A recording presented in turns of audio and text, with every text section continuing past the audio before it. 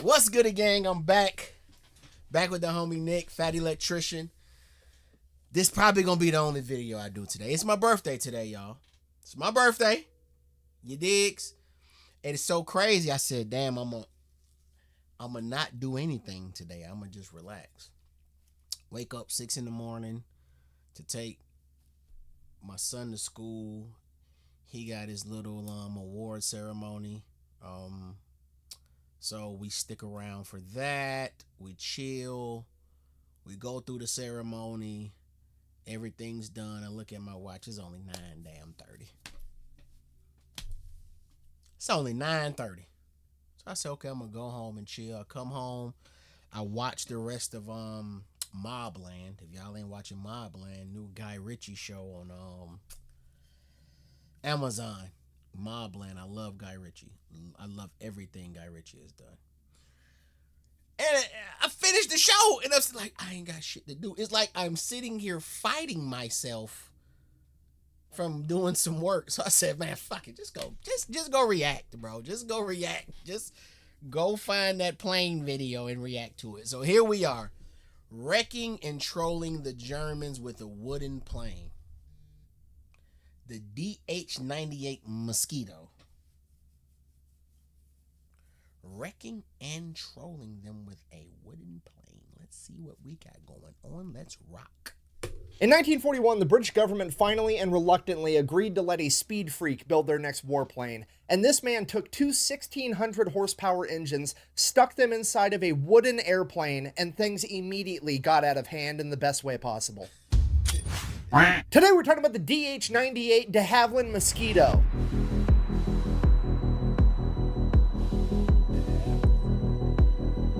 Wait, is that what the DH stand for? De Havilland?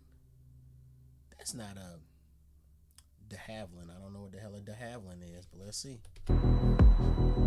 Begins with a word from our sponsor, because this video is brought to you by my favorite sporting goods store, Shields. They've got a bunch of really cool retail locations all across the United States, and an even better online store where you can get pretty much anything that has anything to do with going outside or being physically active. Or beef jerky. They have a bunch of beef jerky too. Anyways, if you use the link on my website or in the description down below, you're going to get free shipping on your order. Let's get back to this video. Our story begins in 1909 with Sir Geoffrey de Havilland. He is 27 years old. He just got married, and he has spent his entire life. Okay, so this plane's a little different.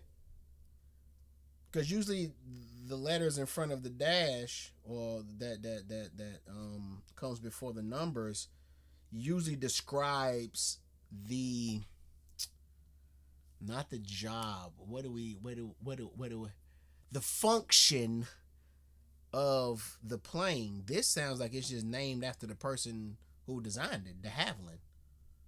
Okay, I'm with that too, shit. Geoffrey de Havilland. He is 27 years old, he just got married, and he has spent his entire life working on, building, and designing cars and motorcycles. But now, they're just not fast enough. There's this new thing out, airplanes, and they can go even faster. So naturally, he's got to get him one of those. The only problem is, building a plane, as I'm sure you can imagine, costs a lot of money, even back then when they were just biplanes. So where's he going to get all this money? Well, he's going to do exactly what any self-respecting man would do. He's going to go to grandma for a 0% interest loan. And when I say a 0% interest loan, I mean he goes to his grandmother and asks for a, and I quote, advance on his inheritance. Straight up, Grandma, you need to fucking die or front me the money because I'm trying to make history over here. So Grandma, being the gangster that she is, decides that she's going to give little Geoffrey £1,000 for his airplane project. Now, full stop. £1,000, you're like, oh, $1,000, that's a lot of money. No, this is 1909. £1,000 back then is equivalent to like almost $200,000 American, okay? Wow. Like Grandma is apparently loaded. Right, So, grandma up. Grams is up. Almost $200,000 American, okay? Like Grandma is apparently loaded. So he gets all this money and he begins designing and making his own airplane. And after 2 long years, the day finally comes that his airplane is finished and it's finally ready for its first flight. So he hops in, takes his plane up into the sky, and everything goes absolutely perfect right until he crashed it. The plane is completely destroyed, and like every other speed freak and race car driver I've ever met in my entire life, de Havilland just crawls out of the wreckage and was like, that's fun, let's do that again. He then proceeds to make his very own aircraft manufacturing company. Fast forward a couple of decades, de Havilland owns a very successful airplane. There's a lot that Nick just breezed over, bro, that I want to know some details on. My boy just went from having no money to having all the money, builds a plane, wrecks it. Instead of saying, let's build another plane, my boy said, let's start a company building a shit ton of them. And it just, where does that money? Okay, grandma's loaded. Let me just keep that in mind. Grandma loaded. So.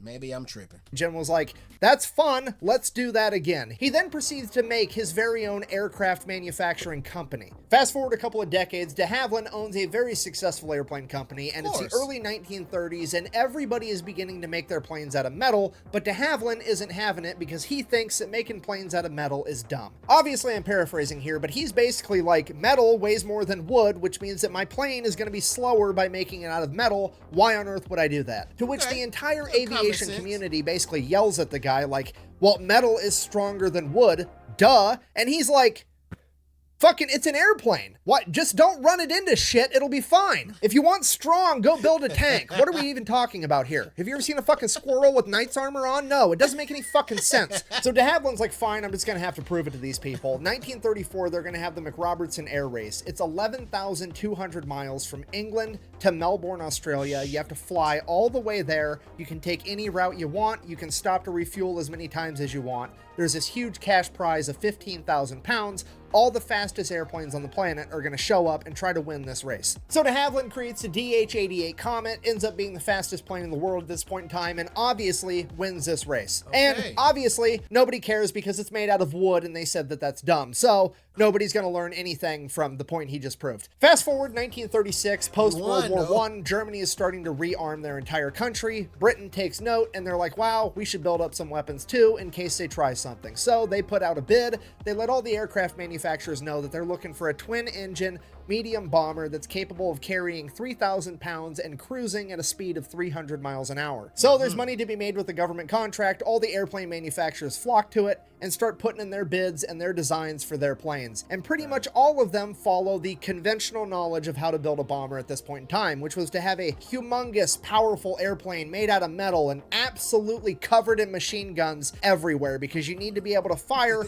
in all directions to fight off all the fighter planes that are going to try to shoot you down. And absolutely everybody follows that basic outline except for de Havilland. He decides that he's going to build a plane using a completely different ideology from everybody else. Instead of having a plane that's going to have armor and machine guns and be able to win a firefight in the air against other fighter planes, he's just going to avoid the firefight altogether. Because at the end of the day, the bomber's job isn't to shoot down fighter airplanes, it's to deliver the bomb. He's going to get rid of all— my boy Common Sense. My boy is running on common sense. That's it. Like, that don't make sense. This makes sense. If it's a bomber, all it's supposed to be doing is bombing. What the fuck we putting guns on it for? What is it shooting down?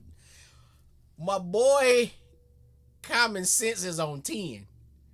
And he might be right, but he a little wrong too. I ain't even watched the whole video yet. And I think just from watching the aircraft videos I have seen, need some guns on that motherfucker too now. We need to drop these bombs and we need some guns.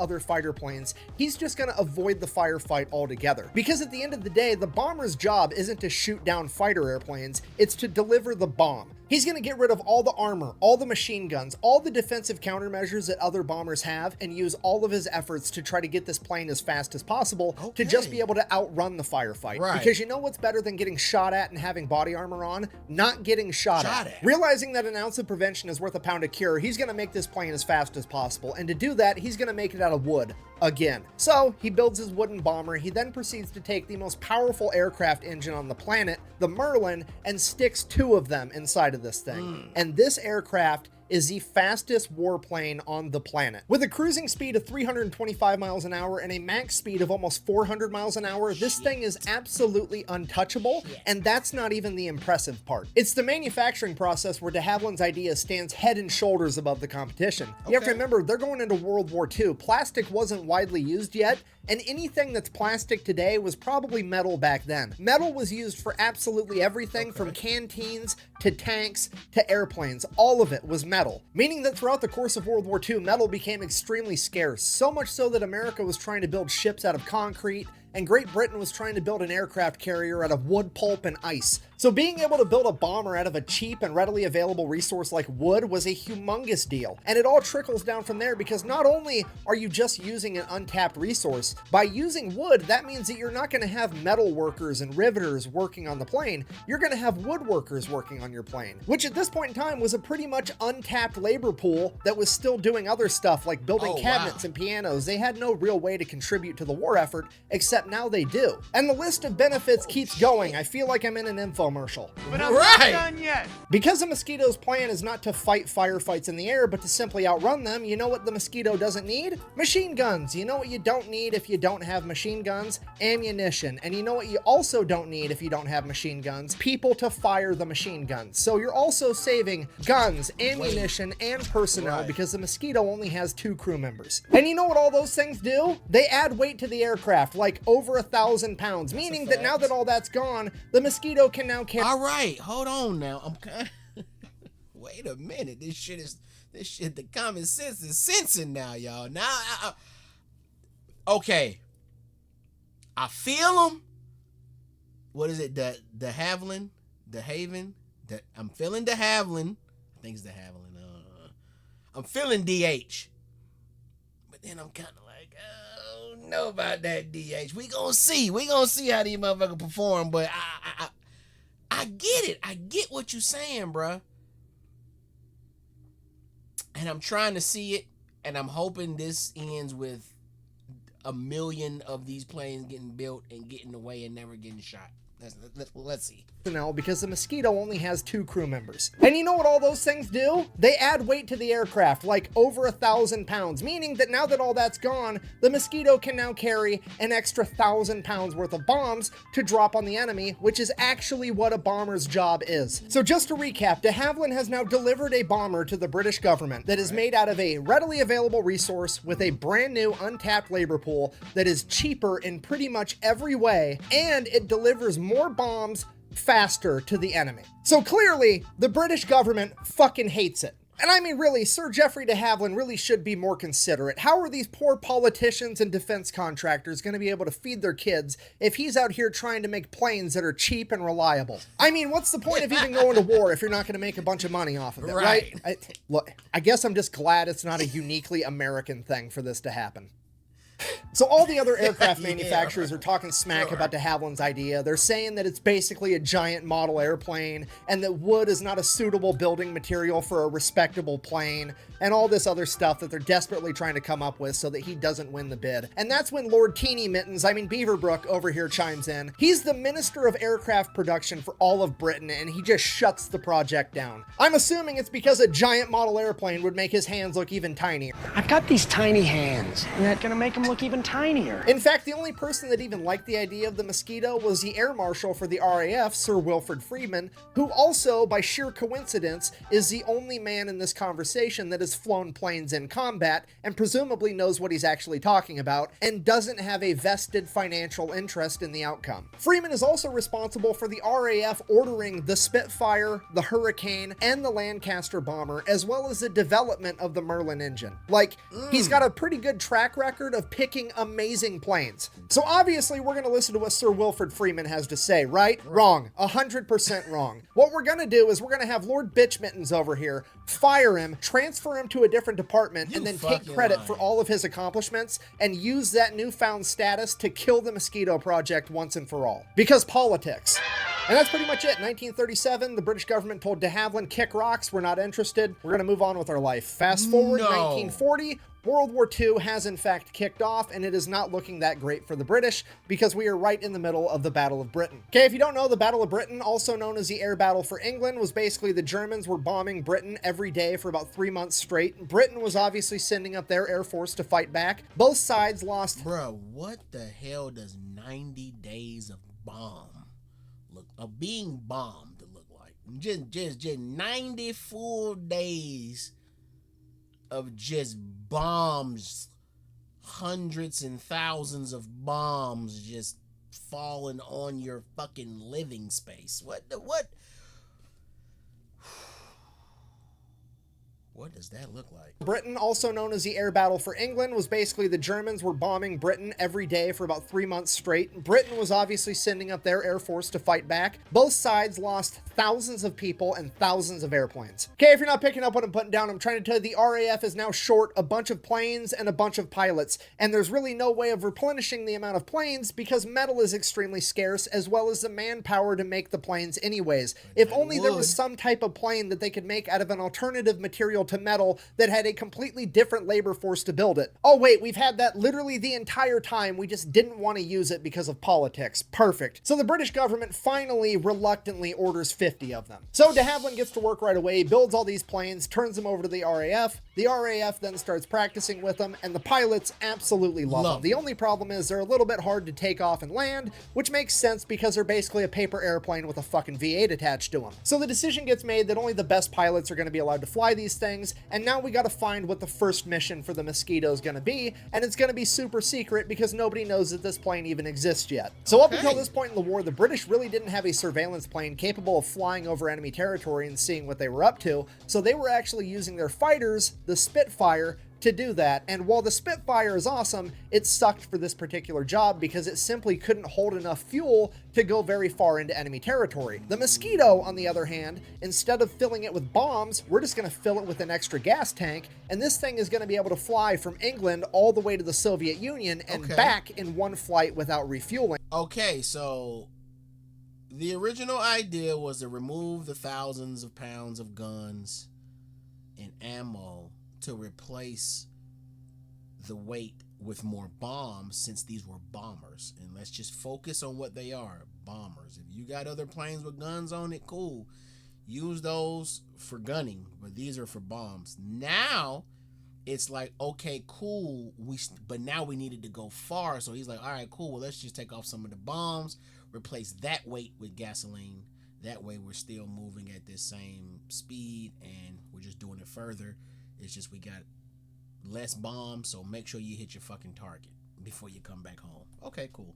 I think that's where we at with it. To fly from England all the way to the Soviet Union and back in one flight without refueling, and that's exactly what it does. Yeah, the Mosquito is for all intents and purposes the world's first long-range reconnaissance aircraft that set the groundwork for every aircraft after it. It's basically the acoustic SR-71. So that's what they use it for the rest of 1941. 1942 rolls around, they're like, oh hey, good idea. This thing can hold 4,000 pounds worth of ordnance. What if we just did one 500-pound bomb and some extra fuel tanks, and then we could bomb super deep into enemy territory? And that's exactly what they're going to do. Operation Jericho, a bunch of wooden wonders are going to low-level penetrate deep into enemy territory and deliver a payload.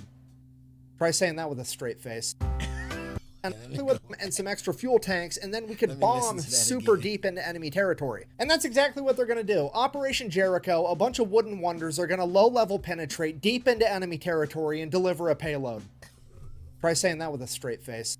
Hey, so a bunch of Mosquitoes take off to Norway. They are going to bomb Gestapo headquarters with 500-pound bombs. They fly all the way there above the ground and or ocean at like 100 feet, make it there more or less completely undetected, and bomb Gestapo headquarters. The only problem was, because they were so low to the ground, they decided that they were going to extend the fuse time on the bombs because they don't detonate on impact, they detonate on a timer. So they extended the timer to 11 seconds to allow the planes to get out of the blast radius of the bomb. So they went ahead and they dropped the bombs. The bombs were a direct hit on the Gestapo building. The only problem was the fuse was a little bit too long, and a 500-pound bomb traveling at like 400 miles an hour apparently has enough force in it to go through one wall, through the building, and out the other wall, and all 4 of the bombs did exactly that, flying completely through the building before detonating. So the mission failed successfully. Did they accomplish their goal? Not really, but they did prove that the Mosquitoes were pretty much unstoppable and very accurate. So, but even if, I mean, they're still 500-pound bombs though. So even if they go through and the detonation is a little off, I wonder if they still got the job. I mean, well, I guess it worked and it didn't work. It worked and it didn't. Completely through the building before detonating. Right. So the mission failed successfully. Did they accomplish their goal? Not really. That's what it failed successfully. Now they know how to tweak it, twerk it, and and make it work. Okay. But they did prove that the mosquitoes were pretty much unstoppable and very accurate. So now they're going to begin using the mosquitoes to nuisance bomb Germany. Every night, they're going to begin sending out swarms of mosquitoes to bomb Germany on their own home turf to begin weakening their morale. And with the mosquitoes, this works for some reason way better than any other plane was ever able to do it. Like, the mosquitoes rarely ever get caught when they're dropping bombs. So they're kind of like, okay, well, let's try a bigger bomb then. And the RAF starts using the mosquito to drop the 4,000-pound blockbuster bomb on Berlin. They then proceeded to do that shit said, Merry Christmas, Adolf. To drop the 4,000-pound blockbuster bomb on Happy Xmas, my bad, not Merry. Happy Christmas, Adolf. Berlin. They then proceeded to do that every single night for 220 nights straight, earning it the nickname the Berlin Express. And then somebody at the RAF finally puts together the fact that maybe the mosquitoes are so successful. Bro, wait. Just wait. Kind of like, okay, well, let's try a bigger bomb then. And the RAF starts using the mosquito to drop the 4,000-pound blockbuster bomb on Berlin. They then proceeded to do that every single night for 220 nights straight. 4,000-pound bombs for 220 days straight. What does that look like? What are you blowing up? What? They then proceeded to do that every single night for 220 nights straight, earning it the nickname the Berlin Express. And then somebody at the RAF finally puts together the fact that maybe the mosquitoes are so successful at not getting caught on their bombing runs, not necessarily because it's nighttime and not necessarily because they're really fast, but because they're made out of wood, and wood doesn't give off nearly as strong of a radar signature as metal does. Which means it stands to reason that they would have just as much success bombing during the day as they would at night. Which, if successful, is going to be extra demoralizing, because at this point in time, everybody understands that there's never bombing raids during the daylight, because the fighter jets would be able to take them out immediately. But in the case of the Mosquito, if they don't get picked up on radar, nobody might scramble the fighter jets until it's too late. So the RAF, with their immaculate sense of British humor, realize that this is a very rare opportunity to troll the enemy that they cannot afford to waste. So, British intelligence... Okay, just so I'm clear, they went from hating this to having to deal with it due to their circumstance. Hey, my grandma always say, condition beat ambition. Condition beats ambition. They hated it. They only wanted to use their metal planes because that's the best. That's their ambition. Their condition, the condition of their Air Force, and their lack of planes from losing thousands of planes and losing thousands of pilots and not having the force to build these metal planes, not having the material, that's the condition. My grandma always say, condition beat ambition. You got to deal, you got to take what you can get and make that shit work. Fuck what you want to do. Life ain't that easy. So they went from hating it to being in a particular situation where the condition beat ambition. So they said, fuck it, at least we got the option. They make the option, make 50 of them, nobody know about them. The pilots end up loving them. The military end up loving it. Now they playing video games with the ops. Now they switching out bombs and how much the bombs weigh and how long they bombing shit, what time they bombing shit. Now everybody love to play. Now they coming up with strategies to use the plane to troll a plane they hated. Now they love it so much they using that shit to play social media games. All right. So it's not just the United States who got the what y'all call them, the paper pushers that just be making decisions, fucking up shit. Hell, Nick said it. Half these guys didn't even fly. The one guy who actually flew planes loved it, and they fired his ass, shipped his ass off. I bet you he ain't getting no call in apology. Or maybe he did. We'll see. Opportunity to troll the enemy that they cannot afford to waste. So, British intelligence finds out that January 30th, 1943, the Nazis are going to be holding a humongous rally to celebrate their 10-year anniversary of coming to power. It's going to be huge. Hitler's right-hand man, Hermann Göring, is going to be there giving a big speech. They're going to put the entire thing out on the radio waves so the whole country can hear it. It's going to be a huge morale boost to the Nazis. And it probably was right up until the RAF sent out the Mosquitoes and bombed all of the broadcasting towers for Berlin, so the entire country just got to hear explosions, screams, and then the radio cut out forever. And then the British turned it into an entire propaganda thing, because not only are we hitting you on your own home turf in broad daylight, it's also in a wooden plane. So the Nazis are absolutely furious. They want to retaliate, so they ramp up air raids on Britain. The only problem is they can't really pull them off in daylight, but it is 1943, so they have figured out how to put radar in their individual fighter planes, meaning that the night raids are going to be far more successful than they ever were before. Or so they thought, because guess what? The British have a plane that's pretty much immune to radar. So they take the Mosquito bomber and they turn it into the bomber fighter by putting 4 20mm machine guns in the nose, plus another 4 Browning machine guns in the nose, and then send them out as night fighters, and they proceed to absolutely wreck the Luftwaffe in night combat, because they can't be seen by radar, and they have radar to see them. Then, after seeing how that common sensing, ain't it? Ain't that common sense just so commonly common right now? Ain't that motherfucker just sensing? It's just sensible. That shit working, y'all. It's working so much. The motherfucker said, what's my boy name? De Havilland. The Havilland said, oh, fuck it. I'm so up right now. Add guns. Who cares? Add the guns. Fuck it. Fuck it. We already done killed the weight by, we done switched out how many bombs we putting on this motherfucker. We done added a little bit more gas. Fuck it. Just add the guns. Take away some bombs. Add the guns. Fuck it. Come on. I'm up, y'all. Nothing y'all do to my plane is gonna make me look crazy now. I won. I proved y'all wrong. Y'all had to come crawling back to me, asking me to build these planes that didn't make sense. Now they making all the sense in the world. I love that. I love that for my boy DH. Because they can't be seen by radar, and they have radar to see them. Then, after seeing how incredibly good the Mosquito was at night fighting, the RAF had another brilliant idea. What if they sent out a bunch of Mosquito night fighters to wait above German airfields, and then sent out regular bombing raids with regular bombers, and when those bombers got picked up on radar, they would scramble the German fighters to go up and intercept them, but the Mosquitoes would already be above them and literally spawn kill the Germans the second they got in the air. Bruh. Not only did this work, it virtually shut down the Luftwaffe's ability to operate at night altogether, and the British were able to bomb Germany completely unopposed. At this point, Hermann Göring is sitting in his office like, what? Right! Okay, fine, I'm cool, I'm fine.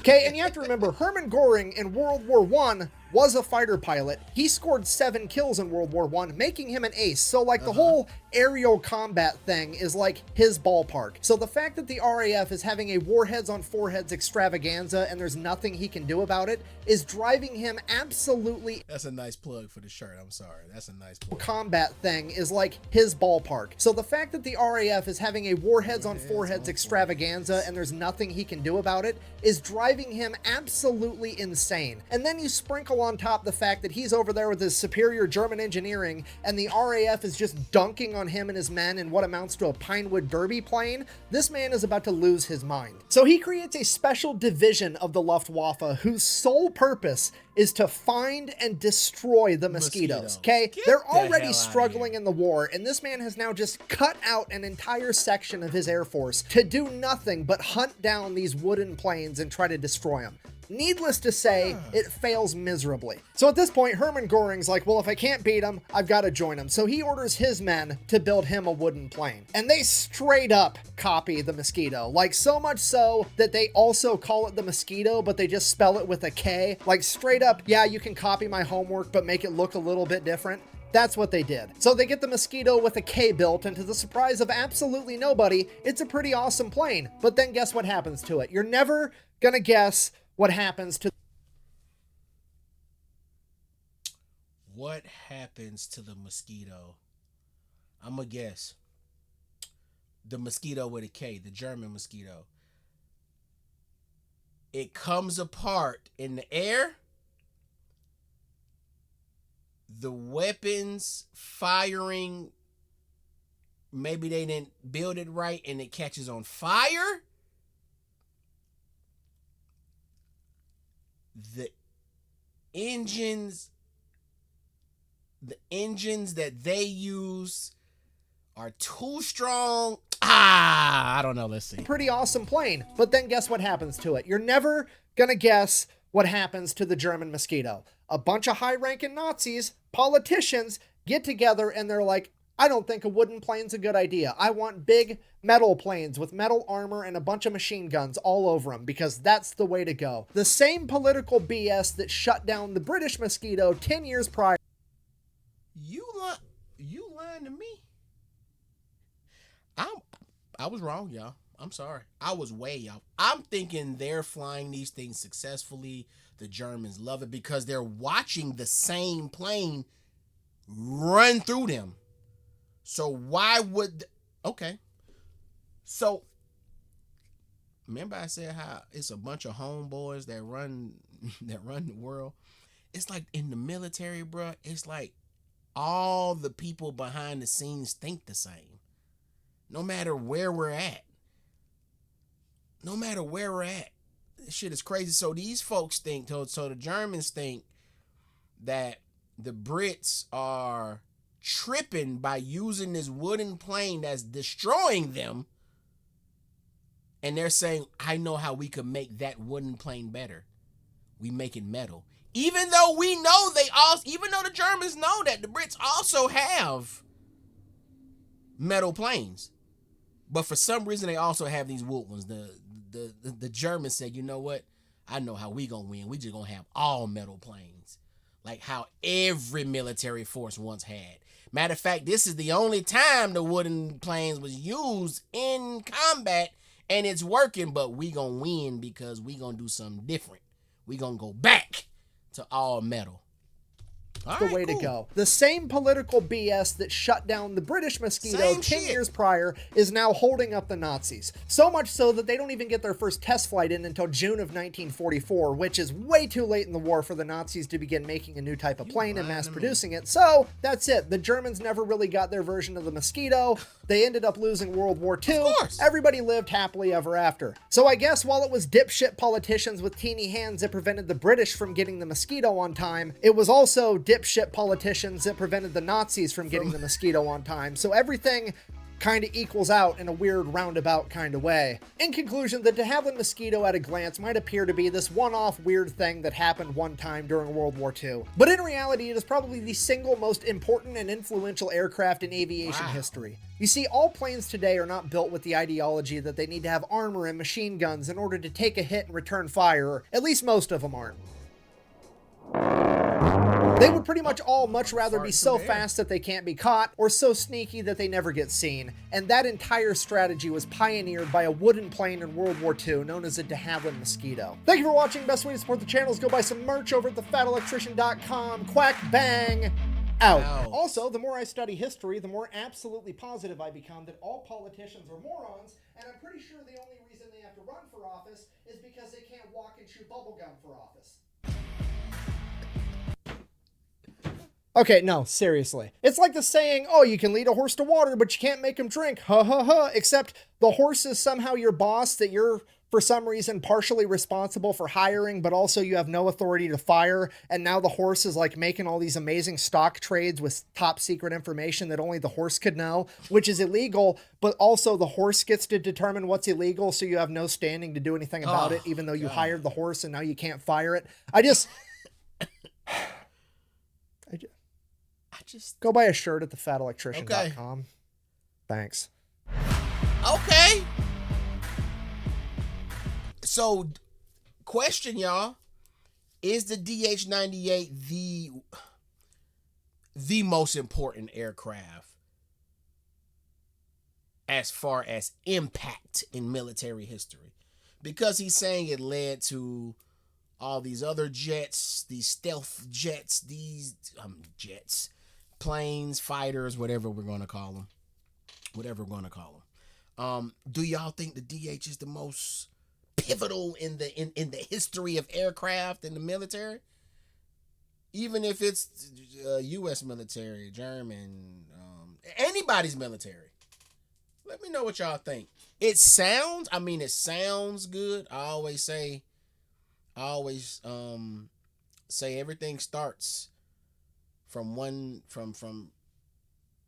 thought, one person, one mind, and then it develops into something, which develops to now these stealthy planes that Nick was talking about. Do y'all think this is the beginning, the DH-98? Y'all think DH mine was the beginning of the future of military aircraft? Let me know. All right, y'all. I think that's the only one I'm gonna do for my B day. If y'all want to buy me a strawberry lemonade or nothing but cake, hello, it's gonna be in the description. Okay. God, boy, them nothing but cakes, boy. They dangerous. Like, comment, share, subscribe. I'm rocking with the aircrafts, y'all. Come on. Keep them coming. I'll catch y'all on the next one. I'm out, y'all. Peace.